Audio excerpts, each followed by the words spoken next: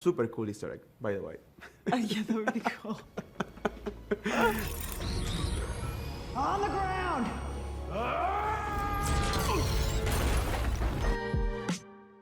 Hi, Karen. Hello. Nice to meet you too.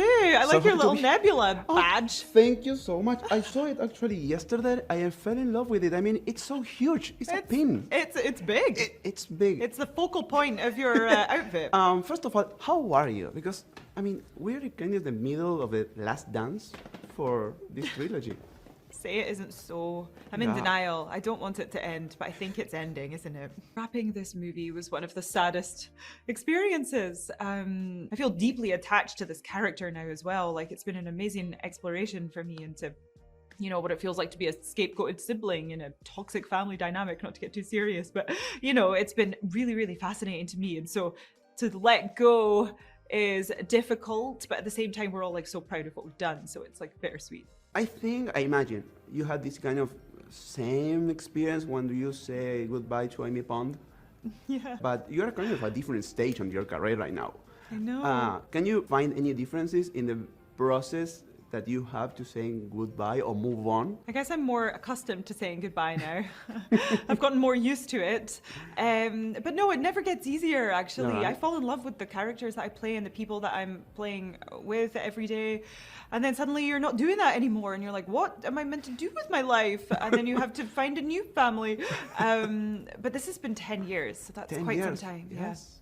It's a lot. It's a lot of our lives, formative years too, and it changed our careers so drastically. Most of us were not so known. Definitely. I just feel so lucky that Nebula has been given the most incredible emotional arc over the course of all these films. She started off when we met her as like a bitter, tormented, twisted character on the periphery. And then actually as we sort of gradually got to know her throughout the movies, we started to empathize with her and understand her point of view, and she didn't seem so villainous anymore. And then she started to feel like for the first time in her life, she had a family around her and people who actually felt love towards her. And so for her, it's been a journey of learning how to accept that, how to feel worthy of that love. And I think she's finally in a place where she feels that way now. Talking about saying goodbye to projects, you actually said once that you never say never to come back to other projects that you really loved. Is there any chance to be a Panic Moon again? Panic Moon, did you just say? Yes. Oh, you really are a Whovian. Wow, okay. I don't know. Okay. I mean, never say never for sure. Yeah. But yeah, I think it would be really cool and interesting to explore that later. God, I was so young when I did that role. Oh, God, yes. A wee baby.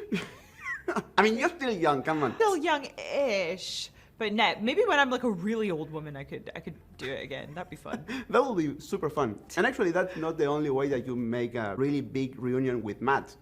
I mean, I know you auditioned for Game of Thrones.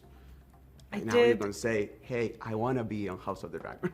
Oh, I could finally have my moment. Yeah. Oh my gosh. Maybe I could just like be in the background or something. Definitely. And then you can look for me. That was a super cool Easter egg, by the way.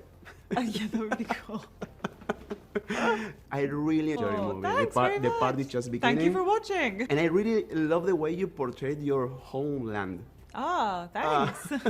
How was that process? I mean, to explore a thing that is so personal to you.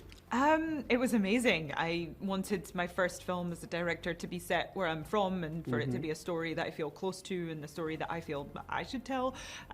So yeah, I loved directing so much. It felt really natural, actually. Yes. It really shone, actually. I mean, Oh, thanks. No, yeah. I mean, I used to make a lot of horror films growing up in my house with like my little camcorder. With your camera? Yeah. Yeah, and I would always my dad would always be my victim. My poor dad.